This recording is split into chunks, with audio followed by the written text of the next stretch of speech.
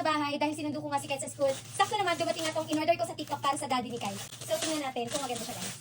Wow! So, yun guys, kung natatandaan nyo, bumili din ako nito sa TikTok. Unisex kasi to. Bumili ako, maliit na size, para kakatwini kami. Kaya ito, medyo malaki na nga yung binili ko sa kanya kasi ayaw niya nang masyadong masikip, ayaw din niya na masyadong maluwag. So, gusto niya komportable lang siya. So, ito yan guys. Ayan, sa magkabilang side may pocket siya, tapos dito sa likod. Ang ganda nito guys. Size 32 nga pala to. Di, ano na lang kung inaayos mo sa bag ni Kyle? Chinecheck lang ako. May bibigyan ako sa... Meron pa, lalagyan mo ba? Meron pa, nagtitipid yun eh. Yan. Oh, wow, short. Yes. Tama-tama Sana pa magustuhan din mo. Sana magustuhan mo. Pwede nating pang alis yan. Ang ganda niya, sakto lang din sa daddy ni Kyle. Hindi maluwag and hindi masikip. Ano, okay lang? Okay lang, maganda. Ayan, ayan. Ayan guys, ang ganda oh. Tingnan niyo naman oh. Uy! Uy! Malalim ba yung bulsabi? Tingnan. Uy! Ay, hindi kasama yun. Malalim yung bulsabi. Oo, madali yan. Guys, ang Eh, ganda. may pampera. Uy! Uy! Marami ka na magpera. Uy!